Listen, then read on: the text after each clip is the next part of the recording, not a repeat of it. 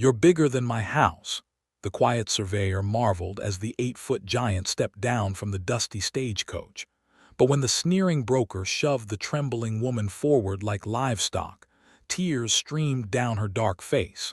The frontier town gawked and whispered, children fled, merchants slammed doors shut. She was a spectacle, a curiosity bought and paid for.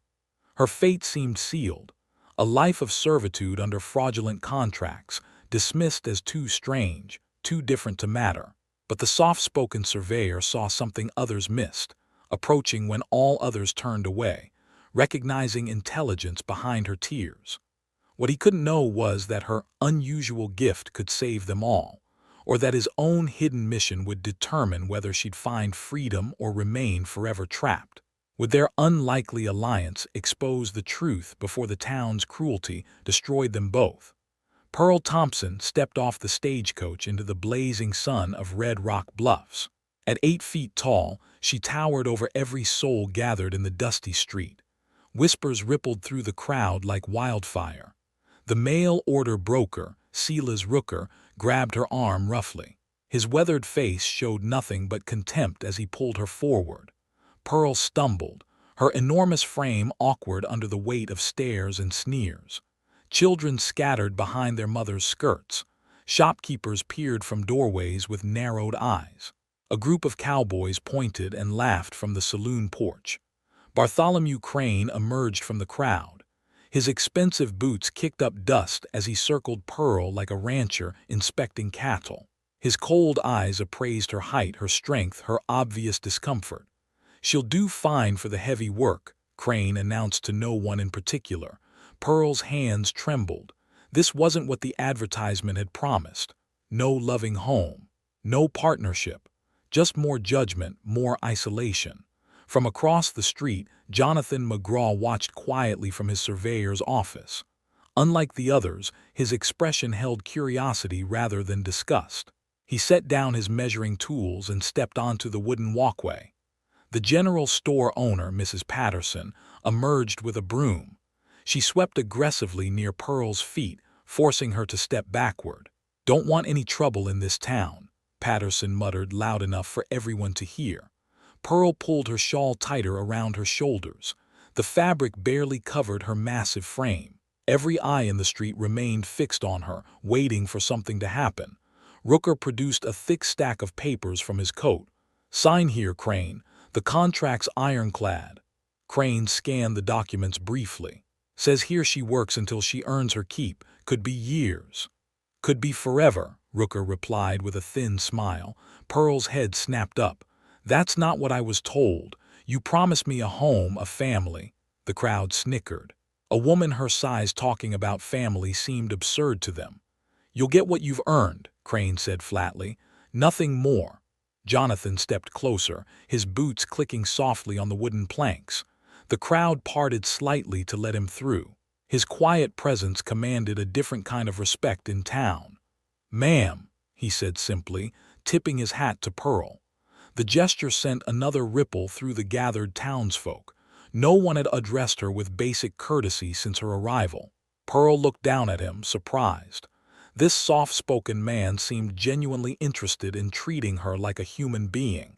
"You must be tired from your journey," Jonathan continued. "Long way from wherever you came from." "Missouri," Pearl replied quietly. "The missionary school there. Educated then." Jonathan's tone held no mockery. "That's good. This territory needs more educated folks." Crane stepped between them. "She's not here for socializing, McGraw. She's got work to do." "Course she does," Jonathan replied mildly. "Just being neighborly." The crowd began to disperse, disappointed that no drama had unfolded. But their whispers continued as they retreated to shops and saloons. Pearl followed Crane toward his ranch wagon. Her enormous stride covered ground quickly, but she kept her head down, avoiding the remaining stares.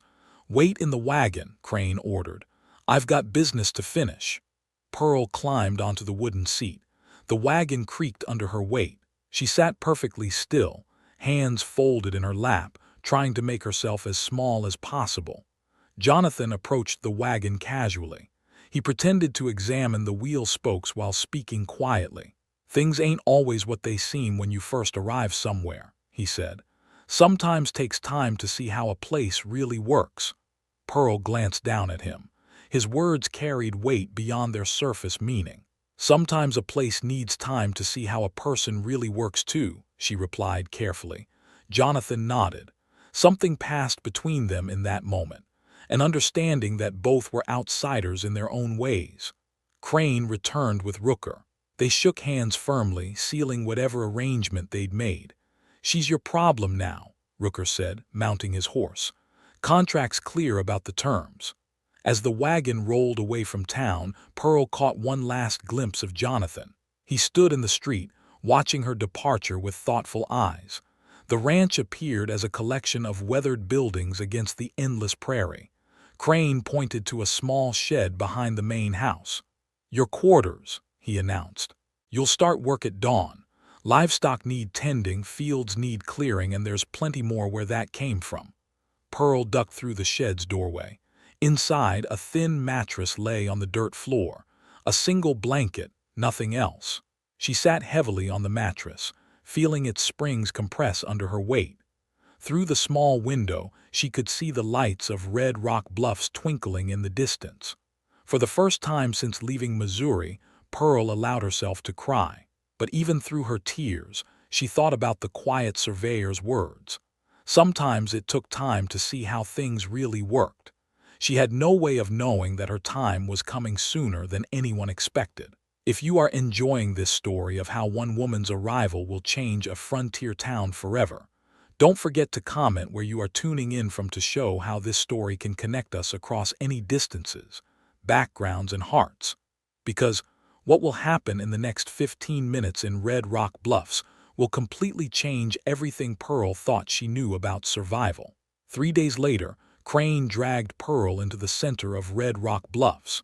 He'd gathered half the town to witness what he called his investment announcement. Pearl stood in the dusty street, her massive frame casting shadows over the assembled crowd. Children hid behind their parents. Adults whispered and pointed without shame. "This here's my new ranch hand," Crane declared loudly. "Strongest worker this territory's ever seen. She'll be earning her keep for years to come." Rooker stood beside him, holding the contract papers like a trophy. "Legal and binding. She works until every debt is paid." Pearl's stomach twisted. The debt kept growing each day. Food, shelter, clothing. Everything came with a price that pushed freedom further away. Jonathan watched from his office doorway. His jaw tightened at Crane's public humiliation of Pearl. This wasn't how decent people treated anyone, regardless of size or circumstance. "What kind of work can something like that even do?" Mrs. Patterson called out. "Heavy lifting, field clearing, anything that needs real strength," Crane replied. "Better than hiring 3 regular men." Pearl felt heat rise in her cheeks. They spoke about her like she couldn't hear every word. The crowd dispersed slowly, leaving Pearl standing alone in the street. Crane had returned to the saloon. Rooker was nowhere to be seen. Jonathan approached carefully. "Ma'am, you look like you could use some water." Pearl nodded gratefully. The sun blazed overhead, and her throat felt like sandpaper. Jonathan led her to the public well. He worked the pump handle while she drank deeply from the metal cup. "Where I come from, folks treat each other with more respect," Pearl said quietly. "Where'd you grow up?" "Missionary orphanage outside St. Louis, place called Haven's Rest." Jonathan continued pumping water. Something in his expression shifted. "Tell me about it." Pearl's eyes grew distant. "Brother Marcus ran the place. Good man, took in kids nobody else wanted." She paused, remembering. "Had this groundskeeper Thomas Crow Feather. Cheyenne fellow who knew things about the land." "What kind of things?" "Weather mostly. Said the earth talks if you know how to listen." Jonathan stopped pumping. His surveyor's mind was trained to notice details others missed. "He taught you?" Pearl nodded. "Started when I was 12. Thomas said my height was a gift, not a curse. Could feel pressure changes others couldn't sense." Dark clouds began gathering on the western horizon. Pearl's head snapped toward them instantly. "Storm's coming," she said with certainty. Jonathan glanced at the sky. The clouds looked ordinary to him. "When?" Tonight, big one too. Wind's gonna be fierce. She'd been tracking the atmospheric pressure for 2 days. Her body responded to changes like a living barometer. The ache in her joints, the tingling in her fingertips, the way her breath felt different. All signs Thomas had taught her to read. How can you tell? Pearl touched her temple. Pressure's dropping fast. Birds stopped singing an hour ago. Feel that stillness in the air. Jonathan paid attention now. The usual prairie breeze had indeed stopped. An eerie calm settled over the town. By evening, Pearl's prediction proved accurate. Wind howled through red rock bluffs like a living thing. Rain hammered the buildings in sheets. Crane's ranch house groaned under the assault. Pearl huddled in her shed, listening to the storm's fury. But something felt wrong. This wasn't the peak yet. The pressure continued dropping. Her head pounded with the change. Thomas had taught her to trust these sensations completely. She burst from the shed and ran toward town. The storm was intensifying beyond normal patterns. People were in danger. Main Street looked deserted, but lights glowed in windows. Families hunkered down, believing the worst had passed. Pearl knew better. Jonathan emerged from his office, struggling against the wind. He spotted Pearl's massive silhouette moving through the storm. "Get everyone to the church," she shouted over the howling wind. "This storm's got more bite left." "How do you know?" "Trust me, we got maybe 10 minutes. Jonathan had spent enough time reading Pearl's character to recognize certainty when he heard it. He began pounding on doors, shouting warnings. Most folks ignored him initially. The storm seemed to be weakening. Why leave warm houses for a cold church? Then Pearl's voice cut through the night like thunder. "Lightning's about to dance across this whole street. Anyone staying put is gonna regret it." Her commanding tone brooked no argument. Something in her voice carried absolute authority. Families began emerging reluctantly. Parents grabbed children and ran for the church building. The solid stone structure offered better protection than wooden shops and houses. Pearl positioned herself in the street, head tilted skyward. Her body read the storm like a book. She pointed toward the blacksmith shop. "That building's getting hit first." 30 seconds later, lightning struck exactly where she'd indicated. The wooden structure burst into flames despite the driving rain. Gasps echoed from the church doorway. Pearl had predicted the strike with impossible precision. "Hardware stores next," she called out. Another lightning bolt confirmed her accuracy. Jonathan stared in amazement. Pearl wasn't guessing. She was reading the storm's intentions like text on a page. For the next hour, Pearl guided the entire town through nature's assault. She predicted wind direction changes, lightning strikes, even the exact moment the rain would stop. When dawn broke clear and calm, Red Rock Bluffs had suffered minimal damage. No injuries, no deaths. Only property losses Pearl had accurately predicted and helped minimize. The town gathered in the street, looking at Pearl with new eyes. Fear had transformed into something approaching awe. Crane pushed through the crowd, his face twisted with confusion. How'd she know all that? Pearl stood tall, no longer trying to make herself small. Her tears had dried. Her voice carried newfound strength. "Thomas Crow Feather taught me to listen when the sky talks. Last night it had plenty to say." Jonathan stepped forward. "Seems like Pearl's got skills this territory could use." The crowd murmured agreement. Their giant was becoming something else entirely. Something valuable. Word of Pearl's weather prediction spread through Red Rock Bluffs like wildfire. By noon, farmers lined up outside Crane's ranch seeking her counsel. "When's the next rain coming?" asked old Pete, his weathered hands gripping his hat. "My corn's dying out there." Pearl studied the sky carefully. The pressure felt stable now, but subtle changes whispered of future patterns. 3 days. Morning rain, light but steady. Should last about 6 hours. Pete nodded and left a silver coin on the fence post before walking away. Crane watched the exchange with growing irritation. "You don't talk to anyone without my say-so. That prediction comes through me." "The sky doesn't belong to you," Pearl replied firmly. More visitors arrived throughout the day, merchants planning supply runs, ranchers worried about livestock. families preparing for outdoor celebrations. Pearl answered each question with precision. Her confidence grew with every interaction. These people needed her knowledge, not her brute strength. Jonathan documented each prediction in his surveyor's notebook. He'd begun tracking Pearl's accuracy from the moment he witnessed her storm reading.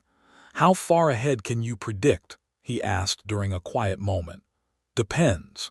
Big storms, maybe a week. Daily weather, 3 or 4 days usually." "That's remarkable. Most folks barely know what's happening in the next hour." Pearl smiled for the first time since arriving in Red Rock Bluffs. "Thomas used to say I was born with sky eyes, could see what was coming before it knew itself." The memory brought both joy and sadness. Thomas had been the only person who'd ever valued her differences. That evening, Crane confronted her in the shed. His face was flushed with anger and whiskey. "You're drawing too much attention. People are starting to think you're something special."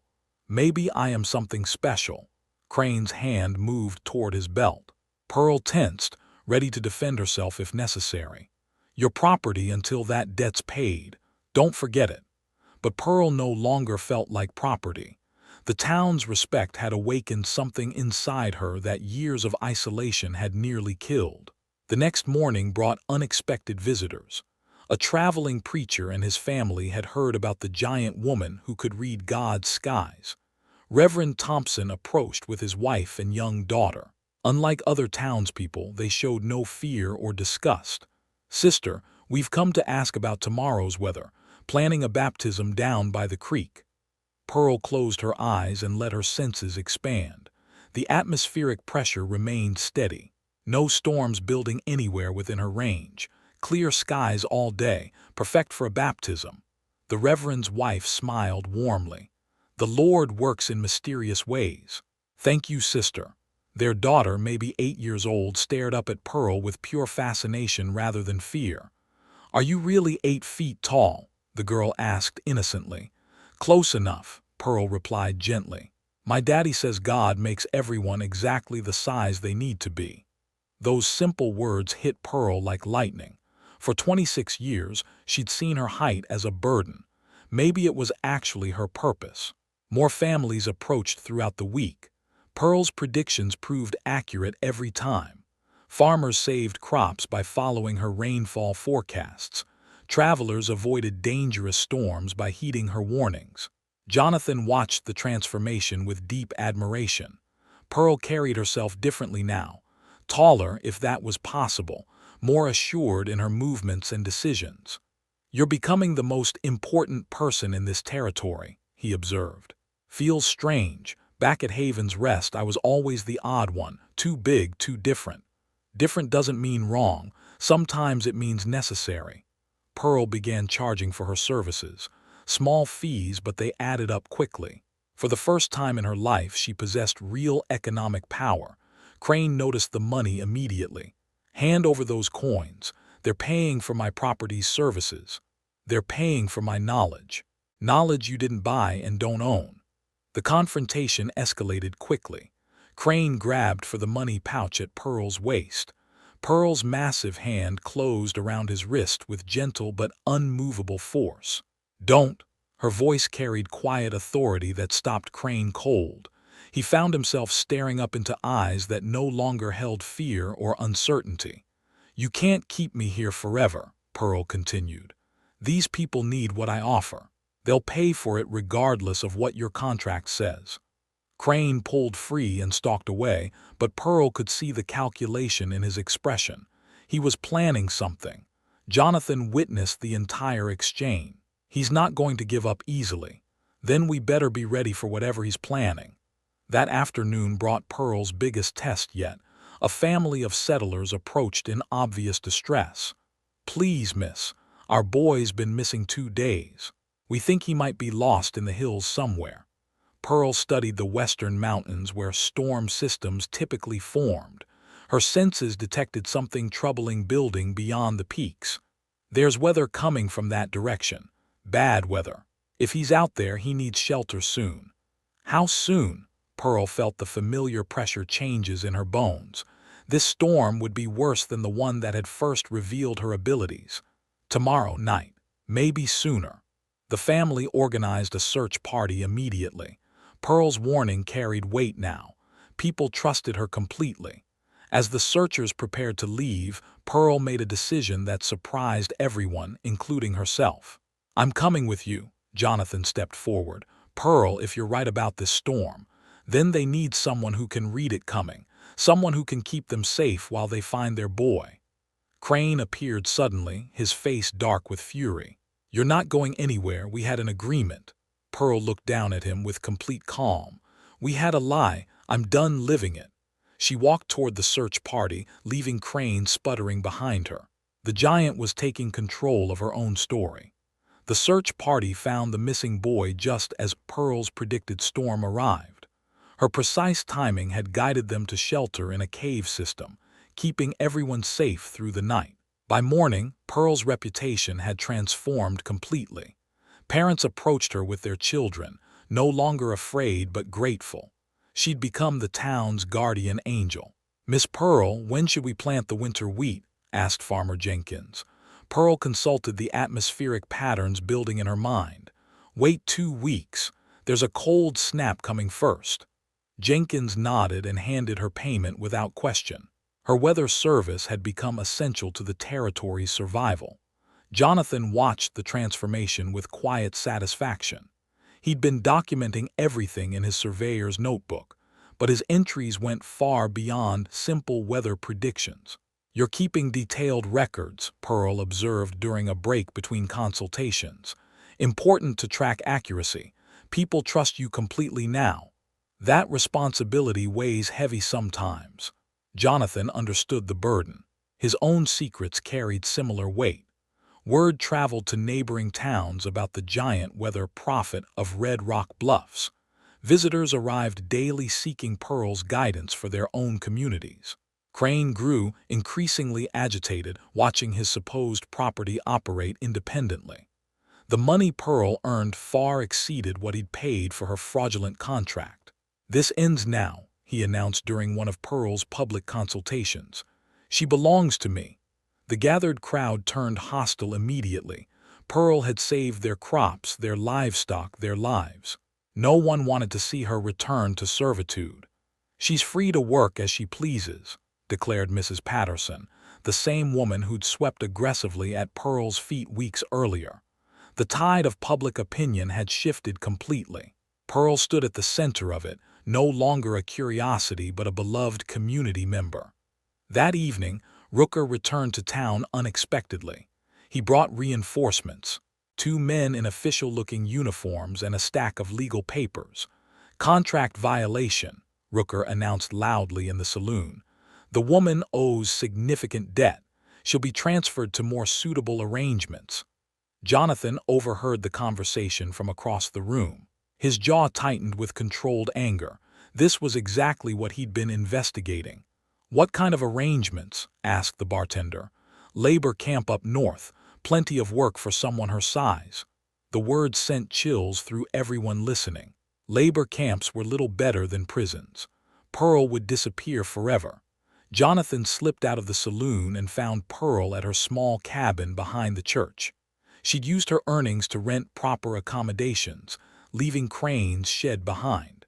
"Rooker's back. He's got papers to move you north." Pearl's face hardened. "I won't go. Might not be your choice. He's brought official backing." "Then we need to find another way." Jonathan hesitated. His cover story had served him well, but Pearl's situation demanded truth. "There might be, but I need to tell you something first." Pearl studied his expression carefully. She'd sensed Jonathan was more than a simple surveyor from their first meeting. "I'm listening. I'm not just documenting your weather predictions. I'm building a case." "What kind of case?"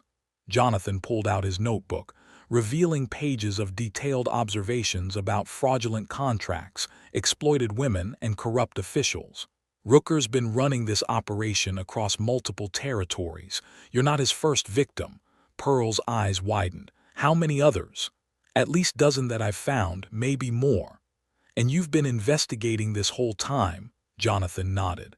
"Territorial government sent me, but I needed solid evidence before making arrests." Pearl felt betrayal and relief in equal measure. Jonathan had been honest about caring for her welfare, but he'd hidden his true purpose. "Why didn't you tell me sooner? Couldn't risk exposing the investigation. Too many officials are compromised." "But you're telling me now." "Because Rooker's forcing my hand. If I don't act soon, you'll be gone." That night, Pearl couldn't sleep. Her weather senses detected no atmospheric disturbances, but human storms were building all around her. She'd found purpose and respect in Red Rock Bluffs. The thought of losing it to fraudulent paperwork filled her with rage. The next morning brought more troubling news. Other women began approaching Pearl quietly, sharing their own stories of deceptive contracts and impossible debts.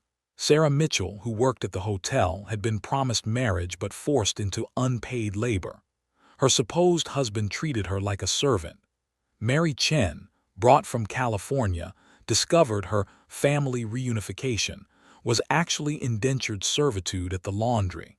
Each story followed the same pattern: false promises, fraudulent contracts, and impossible escape. "How many of us are there?" Sarah asked during a secret meeting in Pearl's cabin. "More than we realized," Pearl replied grimly. Jonathan attended the gathering, his surveyor's notebook now serving its true purpose. He recorded each testimony carefully. "This is exactly what I needed," he told the group. "Your stories prove the pattern of systematic fraud." "What happens next?" asked Mary. "We expose everything publicly, but timing has to be perfect." Pearl studied the women gathered in her small cabin. They'd all been chosen because they seemed powerless, too foreign, too poor, too different to fight back. "They picked the wrong victims," she said with quiet determination. Jonathan smiled grimly. "That's exactly what I was thinking." Outside, storm clouds gathered naturally on the horizon.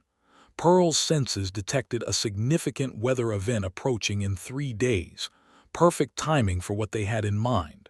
"There's a harvest festival planned for Saturday," Pearl announced. "Whole territory will be watching." "Ideal opportunity," Jonathan agreed. The women exchanged looks of nervous excitement. They'd been hiding in shadows for too long. The giant weather prophet was about to predict a very different kind of storm. Saturday's harvest festival drew crowds from across 3 territories. Pearl's weather prediction had guaranteed perfect conditions, and people traveled for days to attend the celebration. Jonathan positioned himself near the main platform where speeches would be given. His surveyor's tools were arranged carefully, but today they served a different purpose entirely. Pearl stood among the crowd, her massive frame impossible to miss. Children who once fled from her now tugged at her skirts, begging for weather predictions about their upcoming adventures. "Will it rain on my birthday next week?" asked little Emma Thompson. Pearl smiled gently. "Clear skies and sunshine. Perfect party weather."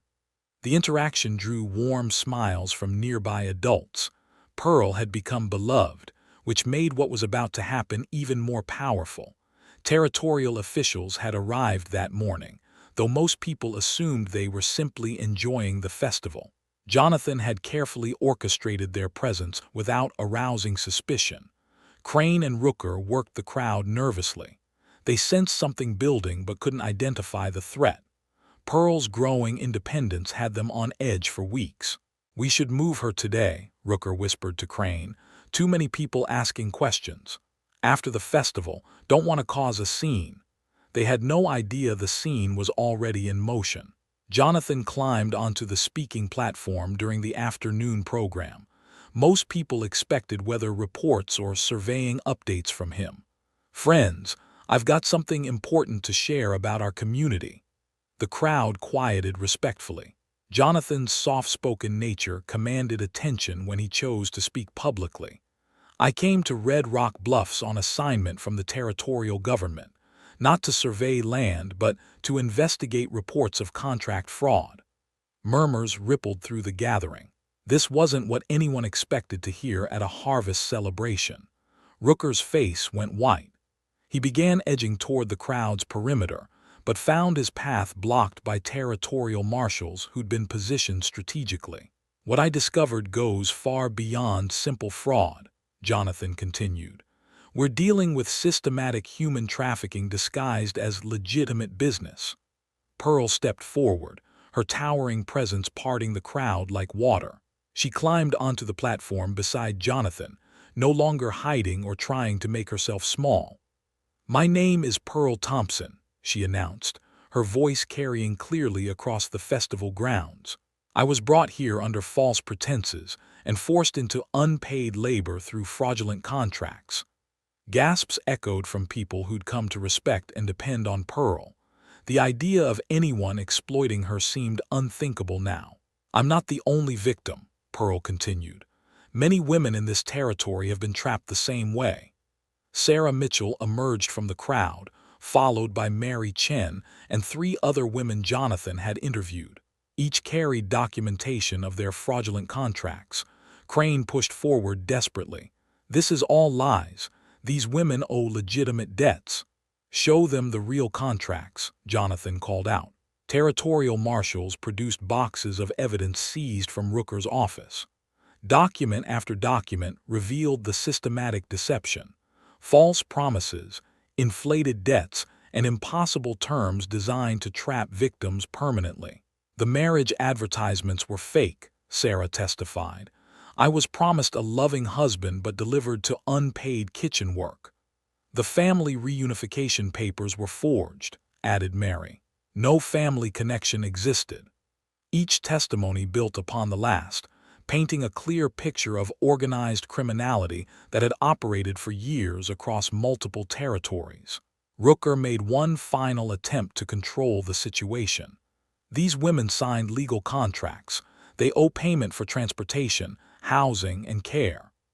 Jonathan produced his surveyor's notebook, now revealed as a federal investigation record. "Let's examine those transportation costs. $50 per person for a $15 stagecoach ride. Housing costs of $20 monthly for shed accommodations worth $2. The mathematical fraud was obvious to everyone listening. The crowd's mood shifted from confusion to anger. Pearl stepped forward again, her massive frame casting shadows across the platform. "They chose us because we seemed powerless. Too different, too desperate, too isolated to fight back." Her voice carried the authority she developed through weeks of weather predictions and community service. People listened with complete attention. "But they underestimated something important," Pearl continued.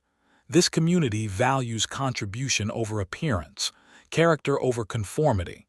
Applause began slowly and built into thunderous approval. Pearl had saved crops, livestock, and lives with her weather predictions.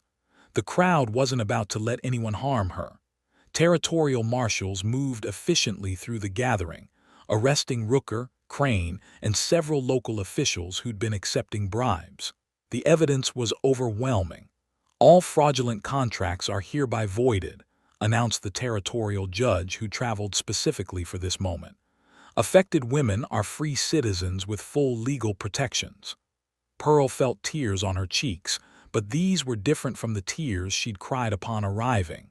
These came from joy, relief, and something she'd never experienced before: true belonging. Jonathan approached her as the crowd began to disperse. "You could go anywhere now. Start fresh wherever you choose." Pearl looked out over the festival grounds where children played games and families shared meals. People waved at her with genuine affection and gratitude. "I've already found where I belong." The sun began setting over Red Rock Bluffs, painting the sky in brilliant oranges and purples. Pearl's weather senses detected clear conditions for the foreseeable future. Perfect weather for building a new life. The giant had found her true size at last, not in physical measurements, but in the space she occupied in people's hearts and the impact she made on their lives. Tomorrow would bring new weather to predict and new reasons to stand tall. 6 months after the Harvest Festival, Pearl stood in front of her new home, measuring the morning sky. The 2-story building rose higher than any other structure in Red Rock Bluffs, built specifically to accommodate her unique proportions. Children gathered outside her fence each morning, eager for daily weather reports before school. Pearl had become their favorite teacher, though she'd never set foot in a formal classroom. "Miss Pearl, will it be good flying weather for my kite today?" asked Tommy Martinez. Pearl studied the atmospheric pressure carefully. "Light winds from the southwest, steady throughout the afternoon. Perfect kite weather. Winds will hold steady until sunset." Tommy ran off excitedly to spread the news. Pearl smiled watching him go. These daily interactions filled her heart in ways she'd never expected. Jonathan approached from across the street, carrying official documents and wearing his federal marshal badge openly now. His surveying days had ended when the territorial government offered him a permanent law enforcement position. "Morning reports from the Weather Service," he announced with mock formality. Pearl laughed. Their friendship had deepened into something resembling family. Not romantic love, but the chosen kinship of two people who'd found their purpose together. "3 towns requesting consultation visits this month," Jonathan continued. "Railroad company wants to hire you for their expansion planning." Pearl's weather prediction service had grown beyond anyone's expectations. Her accuracy rate remained perfect, making her the most sought-after consultant in the territory. "Schedule the town visits for next week.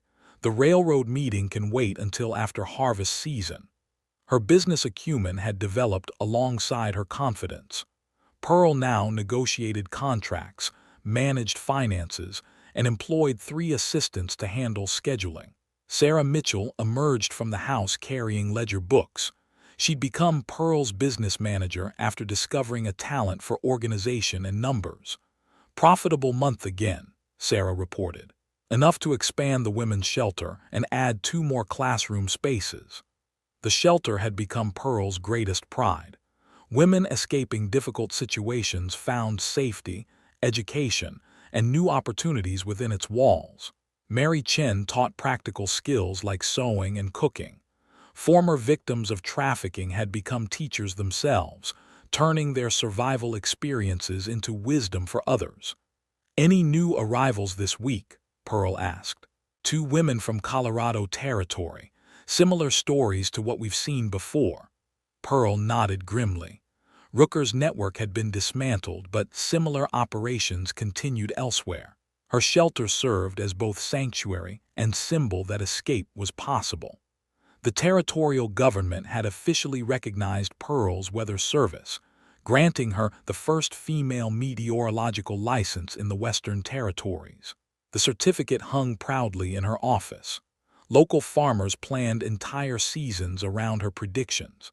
Merchants scheduled supply runs according to her travel advisories. Her knowledge had become integral to the region's prosperity. "Miss Pearl," called out Mrs. Patterson from across the street, "storm coming like you predicted. Thank you for the warning."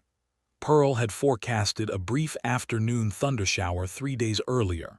Families had planned accordingly, bringing in laundry and securing outdoor items. These small daily validations never lost their power. Each successful prediction strengthened the community's trust and Pearl's confidence in her abilities. Jonathan watched Pearl interact with the townspeople, marveling at the transformation. The crying woman who'd stepped off the stagecoach had become a pillar of strength and wisdom. "Town council meeting tonight," he reminded her. "They're voting on the school expansion proposal." Pearl served as the territory's first female council member, appointed unanimously after the trafficking scandal. Her voice carried significant weight in community decisions. "The children need more classroom space," Pearl said firmly. "Education creates opportunities that exploitation can't touch." Her philosophy had been shaped by experience. Knowledge and skills provided independence that no contract could steal away. That evening, the council meeting drew a packed audience. Pearl's height allowed everyone to see her clearly as she spoke about the school expansion's importance. "These children represent our future," she argued. "Investing in their education means investing in a community that values growth over exploitation." The proposal passed unanimously. Construction would begin immediately, funded partly by Pearl's weather service profits. After the meeting, Pearl walked home under a canopy of stars. Her weather senses detected clear conditions for the next several days. Jonathan fell into step beside her, as had become their evening routine. "Remember what you told me when this all started, about finding where you belonged," Pearl nodded. "Feels like a lifetime ago. You've built something remarkable here. Not just the business or the shelter, but the way people see differences now. Thomas Crow Feather used to say everyone has a gift. Sometimes it just takes the right soil for it to grow." They reached Pearl's house, its windows glowing warmly in the darkness. The building stood as testament to what was possible when communities embraced rather than rejected those who were different. A stagecoach appeared on the distant horizon, lanterns swaying in the darkness. Pearl's trained eye could make out details others would miss. "New arrival coming," she observed. "Think they'll find what they're looking for?" Pearl smiled, remembering her own terrifying arrival months earlier. "Depends what they're looking for. If they need acceptance and opportunity, they've come to the right place." The stagecoach rolled closer, carrying unknown passengers toward Red Rock Bluffs. Whatever their stories, they would find a community that had learned to see potential instead of problems. Pearl stood tall in her doorway, no longer trying to make herself smaller. She'd found her true size in the space she occupied in people's lives and the impact she made on their world. The giant had finally come home,